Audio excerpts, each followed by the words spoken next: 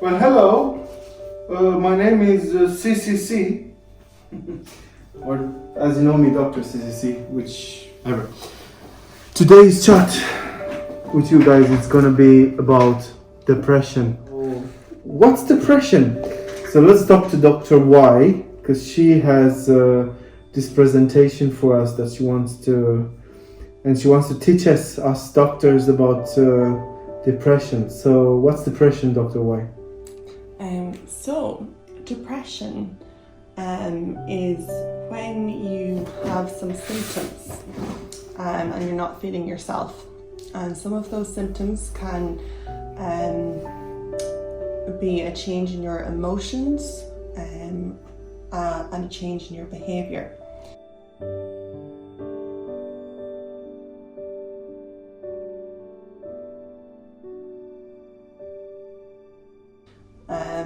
So your emotions, you might have noticed that your mood is a bit lower than normal.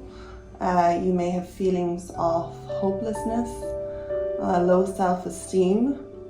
Patients often also feel feelings of guilt. They might notice that there's an increase in their anxiety, and often they have a loss in interest in their normal activities. And sometimes patients even have thoughts of self-harm or suicide. Do these symptoms need to be all of them together, or can you just have one or two of them and then it's also called depression? Or do you actually have to have a low mood, you can't wake up from your bed and go to do your own normal jobs, sometimes you feel the need to commit suicide, you have self-harm thoughts, sometimes you act, sometimes you don't act. You have a self-esteem which is low, obviously, but can you say if I have a self-esteem and I'm talking about committing suicide to you, is that called depression, or could it be a personality disorder maybe? Or like what do you need to score so you can be called you're depressed, you have depression? So depression affects you in three ways: your emotions, your behavior, and it can also present atypically.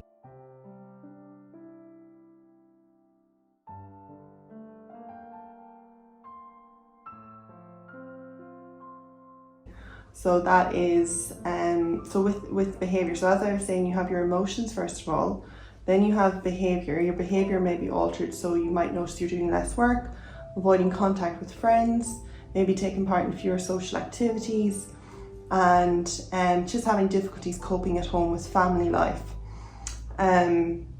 Depression can also present, often patients come to their GP with what we call an atypical presentation. So people can just feel not right in themselves, they might feel more tired than usual, more malaise. Often people don't know they have depression, so they can come with physical symptoms. What if it's low vitamin D? I mean, I'm tired, I have a low mood, I have aches and pains in my body, my hair is falling off, my nails are not great, and I don't know what's wrong with me, I feel depressed.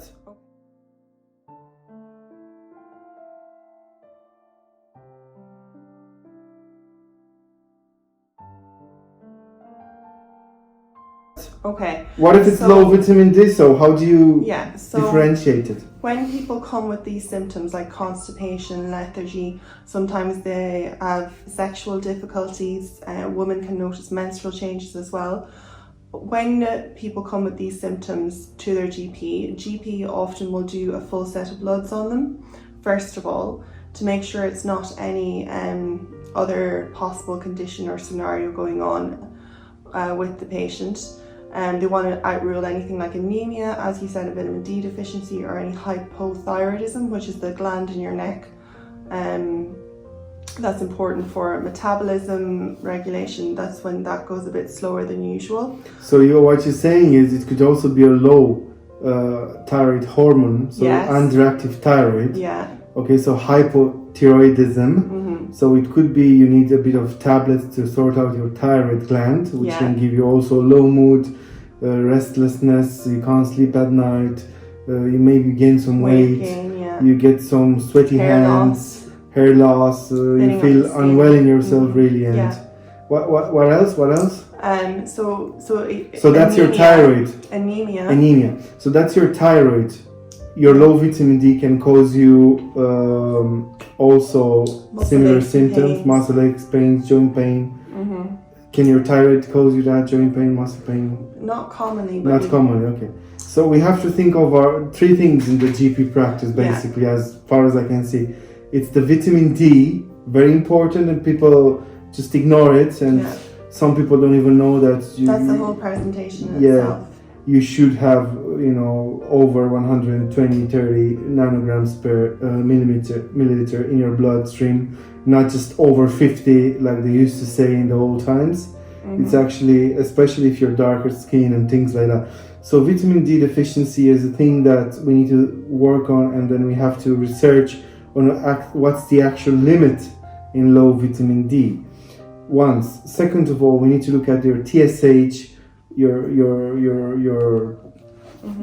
hormone that obviously it's secreted in your brain and it stimulates your thyroid to release the T3, T4, whatever. In GP practice, we look at what? T3 or T4 regularly? T4. Okay, and TSH. And TSH. So then we know if it's underactive, overactive, UT, whatever it is. And let's say the thyroid is fine, right? Let's say the vitamin D is acceptable. It will never be perfect. We know that already from practicing it. But let's say it's over 50, let's say it's even 70, 80, 90, which is not optimal, but at least it's not severely low. So let's say it's not vitamin D, it's not your thyroid, it's depression. Because we looked at the bloods and we think it's not your bloods. Okay? So you continue, So what happens then is that the GP will ask you two questions.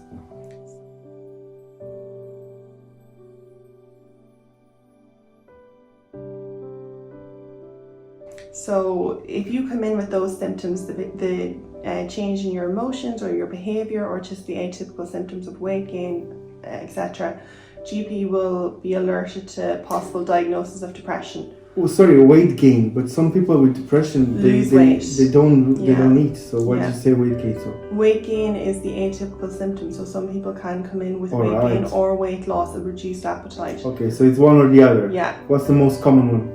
Most common one, probably reduced appetite. And loss of weight, yeah? Yeah, and they can you also don't want to eat anything, yeah? Exactly. Okay. They can also come in with oversleeping or undersleeping. Okay. So not sleeping enough or sleeping too much. Oh, okay. So what are the two questions? Ask me, please. So the GP will ask you, in the past month, have you often been bothered by feeling down, depressed and hopeless? Well, let's say yes, okay? Second question will be, in the past month, have you been bothered by little interest or pleasure in doing things? What if they say no? So these are two screening questions for depression. So they have to answer yes? If you answer yes to both, the GP will then go on a different route. Even if you answer one as yes, they'll still screen you for depression.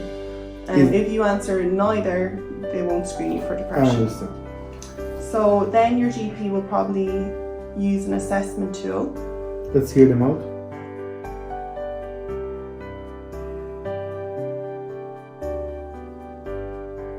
Patients can even look them up online themselves and do it themselves if they're querying that before they go to a GP.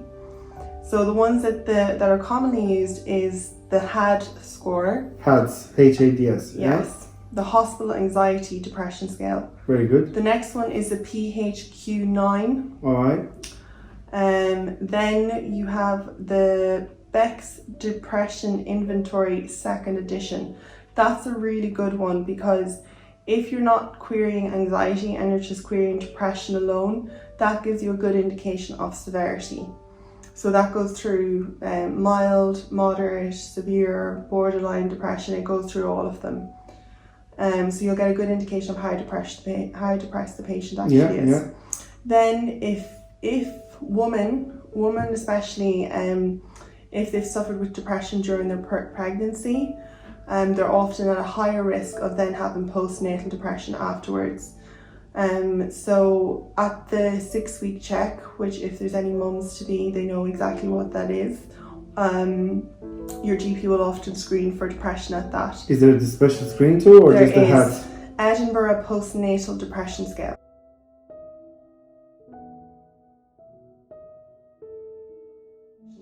Okay.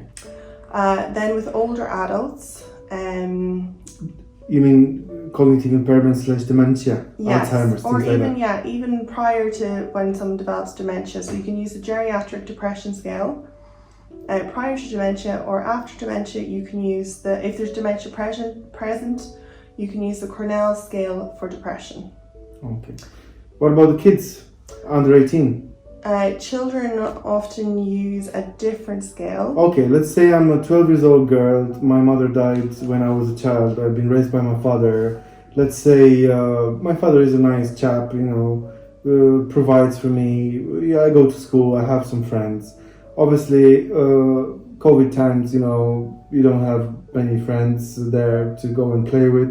So you're still texting, you're still socializing on social media, whatever. You mostly, spend your time at home, watch some Netflix, whatever you do, YouTube. You read about depression, you read about, whatever you want to read about. But let's say you're a bit, you're sleeping all the time. You've no mood for doing anything. It's a rough environment out there. Everybody's scared of the COVID thing.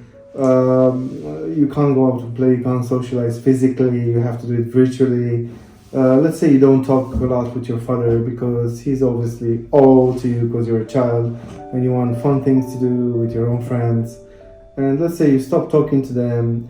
Let's say you sleep a lot, you eat, you drink, you do your job as a child, you go to school if you need to go to school, but let's say your mood is low, you're a bit depressed. Your parent could come to you, her parent could come to you, her father would say, you're a bit depressed, my daughter is a bit depressed, doctor, she's not been talking to me, she's sleeping all the time, zero communication, she's still drinking, eating, whatever, no suicidal thoughts, because if she would have suicidal thoughts, then you'll do obviously a referral. If she'll act on it, like cutting the wrists or, taking tablets or whatever, then you'll have to send her to A&E, to the hospital, emergency, yeah? That's clear. But let's say it's not the case, it's just something light, but you're suspecting some depression there. Maybe, maybe it's just, how do you screen that, doctor? Dr. Y? So there is a scale, the CESD or 20 is the one that GPs can use. Okay. It's a good scoring system. So basically, if you score from 16 to 60, there's an indication that depression is more than likely present in the child. Okay, so it's 1 to 60. Over 16, we have a positive feedback. Do we have can we differentiate between severe, moderate, and mild depression in between those 16 and 60? Let's say if it's over 20, over 50, do we have anything like that, or is just whatever we think? It would be based on kind of your clinical judgment of how much the symptoms of the child are impacting their daily functioning. So what I was describing, would it be a severe, moderate, or mild depression? She's no self-harm. No self-harm. She's still eating and drinking. She's still going to school. Yeah, she just sleeps a lot and she doesn't communicate. Mild. So it's still mild. Yeah. Okay, so we agree on that. So what would you do for a mild depression? So let's say she scores 20 or even 16 on that scale. So children, the advice to GPs is often to refer on for counselling, so to the psychiatry services, or I think it's CAMS. Well, depending, because it depends on the area. If you want to do counselling in primary care, you just do a referral to Rainbow, CIPC, whatever, if they got a medical card. Right. So it's counselling in primary care. But then, if you suspect it's a moderate to severe depression, I would refer you to CAMS, and then they will see a pediatric psychiatrist, and then they will have a proper CBT trained and the psychiatrist can also decide at that point whether or not medication is needed. Yes. But I wouldn't be GP. What's the usual tablet, or if you're about to start somebody on? So it's called a selective serotonin reuptake inhibitor, which is called fluoxetine. So just the fluoxetine. What Yeah. about, can you give something else like citalopram? No. So just the not in young fluoxetine is children. recommended in kids, yeah? Yeah. Okay, fluoxetine. And there's always a period. So the reason why it's not recommended that GPs start it is that it needs follow-up very closely after you start it. By the specialist because there can be an increased risk of suicidal thoughts. yes. So And actually acting on it, is it? exactly. Okay. So that's why. That's the problem. So we don't start the kids. We do the counseling bit. Yeah. We try to give them techniques. Advise on sleep. If the parents can bring the child to more things that they like doing. If there's any difficulties at school, always assess for that. If there's any bullying going on. So it's a bit of a social assessment, a bit of occupational therapy, really. Yeah, look at their diet, exercise. So it's a bit of dietitian. It's going back to basics. Yeah, a bit of nutritional advice. You basically need to be a little pediatric dietitian, a little pediatric occupational therapist, a little bit of social services as well. So you just look at the food picture, see what the kid is doing, eating, drinking, what the relationship between father or mother or family and parents and what's the dynamic there. Any bullying at school, relationship between the child and the other friends, and you get a picture what's causing it. Is it the family? Is it the friends? Is it just lack of communication? What can we do to improve it? We do everything. We do a bit of counseling. We try. If it goes worse, then we refer, and then they take it over. And they can decide if they give the tablet and whatever CBT therapy. And there's certain risk factors that make some children more prone to depression. So like if they have a family history of depression, so if a parent or siblings suffered from it, or if they've been through a traumatic early experience in childhood, that can often be just things to look out for in the history. How does a GP diagnose depression, Dr. White? They'll look at your symptoms, and if you have 5 or more of the following symptoms.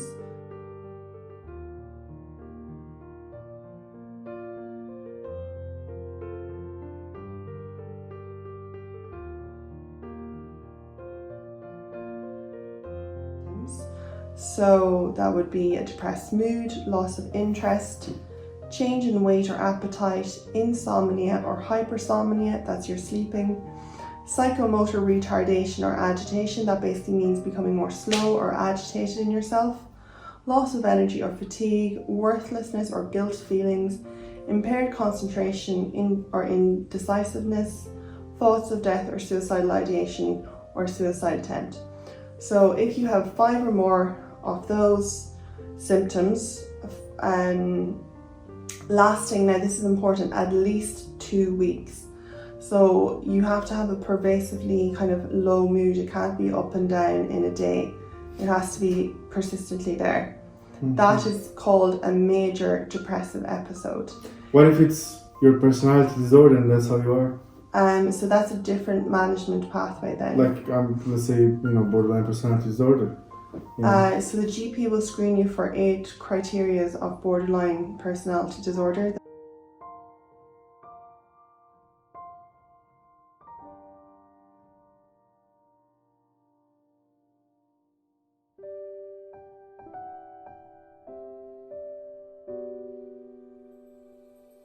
So what I was saying was actually you can have a personality disorder and also be depressed. So therefore the screening for depression doesn't mean you don't hide something else in the background. But we're talking about depression now, so let's concentrate on that. So please go ahead, Dr. White. So your GP is diagnosing your depression. So as I said, if you have 5 or more symptoms, you're classed as a major depressive episode. If you have under 5 symptoms, that's classed as a minor depressive episode. So that is why your GP will make an assessment of your Okay, so what's the management in the minor depressive and what's the management in the major depressive episode? And when do you send them to psychiatry, or do you send them to psychiatry anyway? Yeah, so people, just to mention, people can also have something called a dysthymic disorder. and that's basically a depressed mood for most of the day, more days than not, for at least 2 years. It's important that it needs to be present for at least 2 years. So that's something else that might. So what am I thinking? Am I bipolar, or what does that mean? No. So a dysthymic disorder is basically when a person comes in and they'll say, I'm down, but they're functioning. So they're able to function. They're sometimes, okay during the day, but they have this pervasive low about them. But it's not, and it's for at least 2 years. And how do you manage it? Mild or major? So basically, referrals, tablets. Yeah. When do you do the referral? When do you give the tablets? So a dysthymic disorder and mild depression, you can consider medication. Okay. And or psychological therapy. So we're talking about primary care now. Yeah. So your GP will talk to you and ask the patient what works for you. Some people don't like talking about their issues or their problems, and they'll opt for the medication. Some people don't want a medication, and they might say, I want to go for counselling, and then they might be a suitable Okay, so we have counselling in primary care, CIPC. If you have a medical card, it's 6 sessions, end of story. Can you be cured of depression in 6 sessions? Or 7, is it? 8? Yes. I think it's a bit, it varies a bit. Oh yeah, yes. Okay, so can you fix that in 6, 7, say 8, 7 sessions? The counselling. So the counselling if you have a medical card, you're over 18, and your depression is of recent onset, so within the last 6 months, then you are eligible for primary care counselling.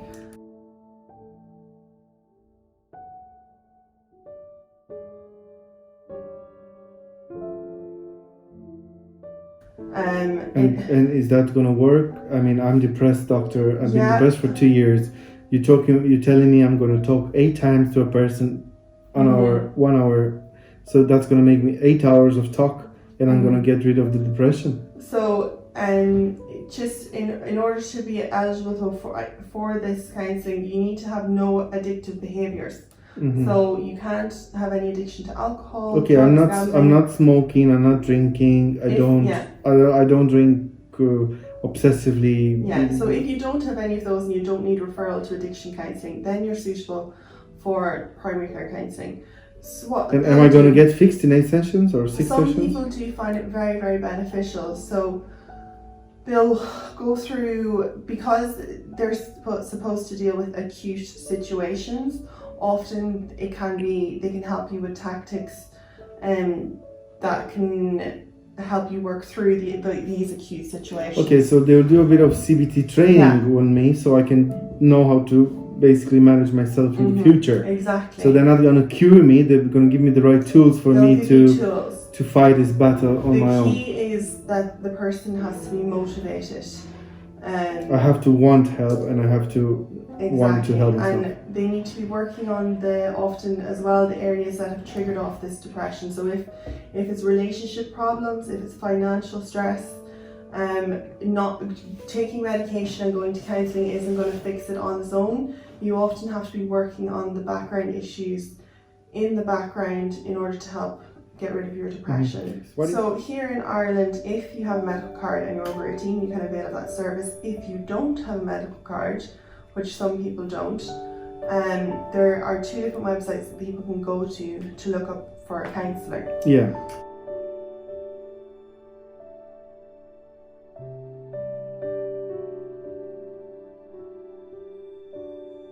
What if I have a personality disorder and I think that's not enough and I need a psychotherapist? Like long term, I mean. So what do I do then? Okay, so if you're worried that you have a personality disorder, and if your GP, asks you a couple of questions and they kind of are in agreement with that, the GP can do a referral to the psychiatry. A psychiatry, exactly. For an assessment and a probable CBT treatment. On a long-term basis. So what are the benefits of doing psychotherapy? So let's say I'm depressed. How should I be feeling and when should I be feeling better? Right. So that just takes us back to where we were with the medication. So if you have, as I said, the mild depression, they'll start you on medication or psychological therapy. If you have moderate to severe depression, a GP will always ask you if there's any risk of suicide or any risk of self-harm or anything like that. If there is a suicidal risk, GPs will refer you in to the local psychiatric unit.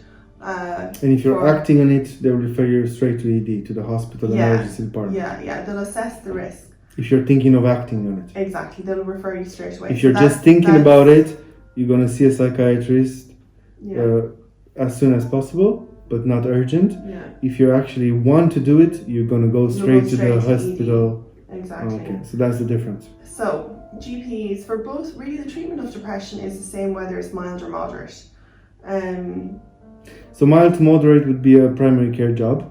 Yeah, so if it's mild to moderate, GP can start you on medication or send you for counselling or do both, and then they can follow you up. And if it's severe, resistant, you go to psychiatrist. But exactly. What's severe and resistant to treatment? How long would you give it? 6 months? 2 years? Okay, so for severe depression, if it's severe and if you have a history of depression, often people who have severe depression will have a history of previous episodes of depression, whether that's in their teens or in their 20s. And they have to stay on medication for a minimum of 2 years. With the GP, you mean? Well, no. Well, if you want to send, if a patient... But I'm a GP, and I have a depressed patient, and I think it's moderate. It might be severe, it might become severe, I don't know. I want to start him on treatment, I start him on treatment. He's on 2 months on that SSRI, no improvement. I increase the dose, wait 2 more months, no improvement. How long do I wait until I do that referral saying, listen, I'm trying, it's not working, help. So psychiatrist help. So basically, if a GP is trying, they've increased the dose of the antidepressant to say the maximum dose. How long should I wait until I refer? It can vary. It really just depends on if the patient. So really, when you start a medication, you should be reviewing them 2 weekly or at least after a month. If you ask the patient, when the patient comes back, ask them, how are things better? So let's say they're not. How long do I still wait until I increase the dose then? I increase the dose, I see them next month. Okay, you see them in 2 weeks or in a month, it depends. Let's say a month. And if they come back and they're not much better, at that point it's completely appropriate to refer them. Okay, so I wait a month, I increase the dose 1 more month, that's 2 months. Yeah. And then I refer? Yeah, it's once you've tried max dose of antidepressant, or if the patient's symptoms just aren't picking up, then it's fine to change them. Do we have a set up protocol for that? I would say after 6 months of no resisting, should you refer or? So there's different things that you can try. So if they aren't getting better, so patients should first of all always be told when they're starting an antidepressant. So we're now talking about antidepressant medication. They should always be told that it can take up to 2 to 4 weeks for any effects to be felt. Okay? If they come back, so if you assess them, just say in 4 weeks time that you bring them back for their review appointment and there's no response at that point, what you ask the patient at that point, so is, are they taking it regularly? Some people are, some of the patients don't. If there's no improvement, as I said, you increase up the dose, or you can switch to a different class of antidepressant. And how do you just switch, or do you have to taper down the dose on the first one and then increase the dose of the second one? How do you switch? How do you make the switch? Okay, so the most common type of changing antidepressants is a thing called cross tapering, and that depends on, this gets a bit complicated, so it's called the half-life of the drug. If you basically you drop down the dose of one as you slowly increase the dose of the other, and this occurs over 4 weeks. X shape of figure. If you do a graph, one Yeah. goes down, one goes up, but there's a Now, crossover here. The thing is that if it depends on the type of medication, so if you've been on a medication called an SSRI for under 6 weeks, you often don't need to cross taper. So if you're changing to another SSRI with a short half-life and a similar family of SSRIs, you can just switch them straight over. Okay, so if you do SSRI, you can just switch over, yeah?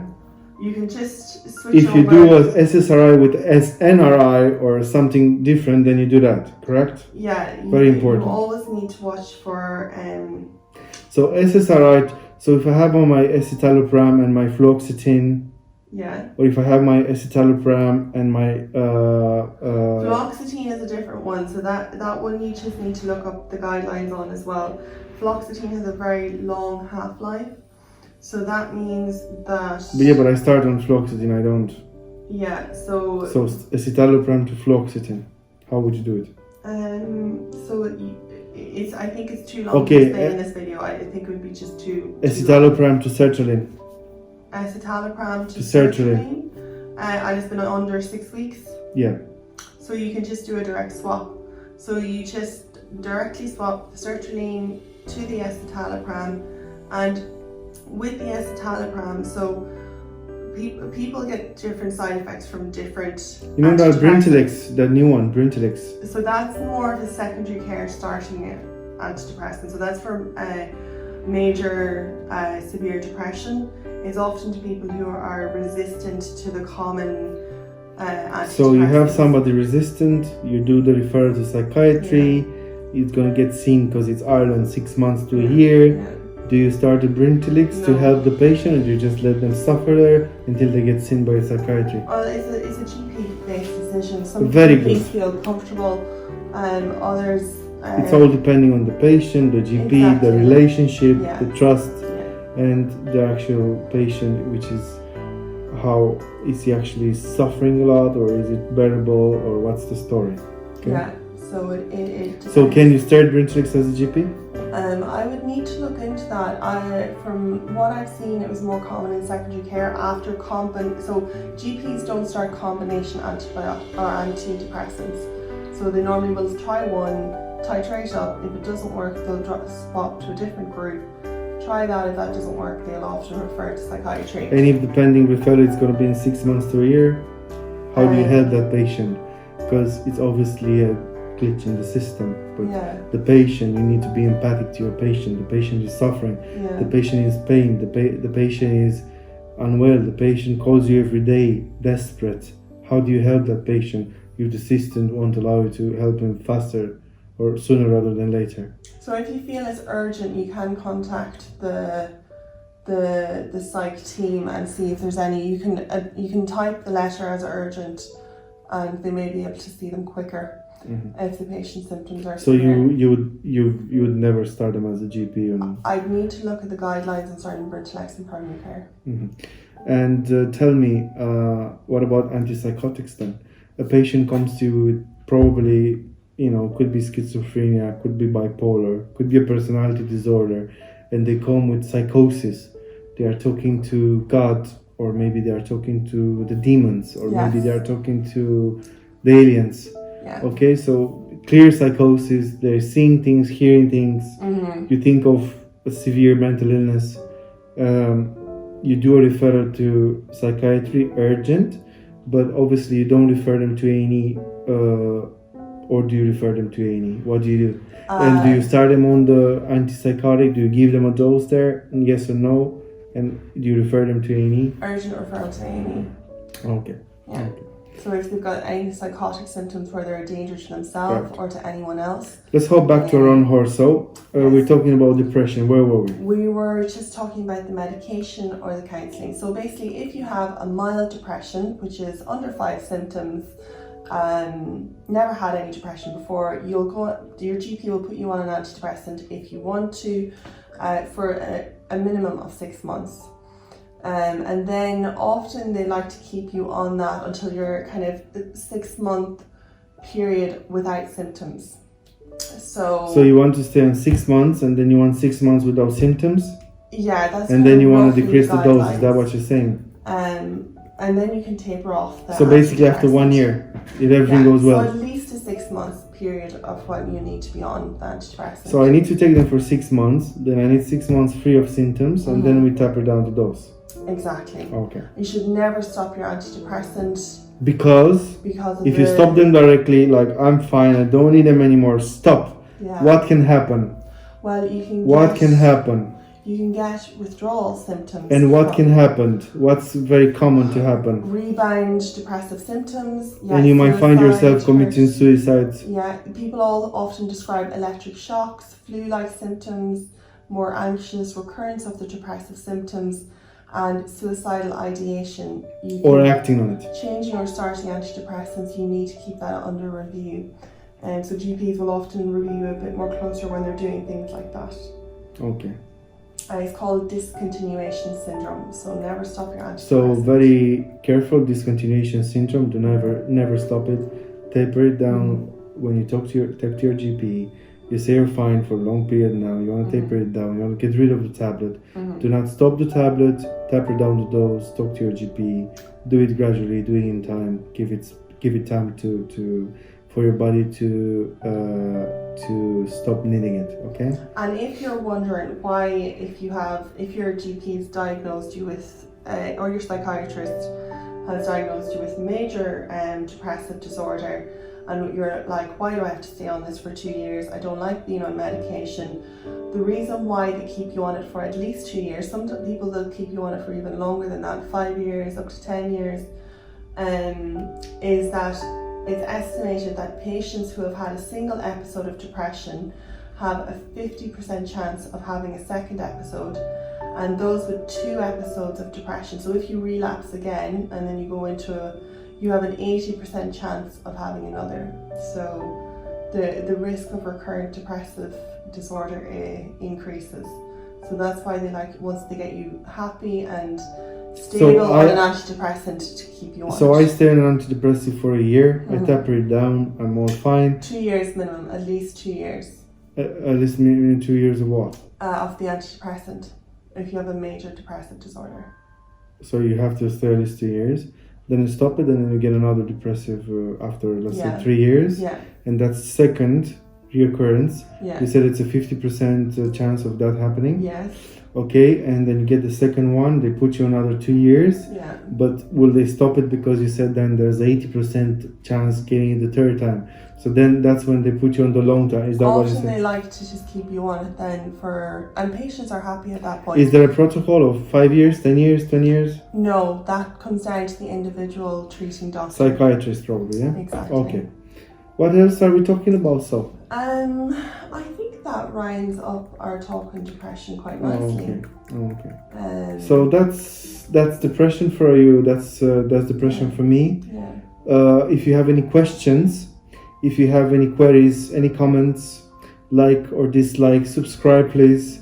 If you want to see more talks about mental health, I'm talking about bipolars, I'm talking about narcissism, I'm talking about borderline personality disorder, all these clusters, ABC, mad, bad, sad, mental illnesses like schizophrenia, like bipolar, psychosis.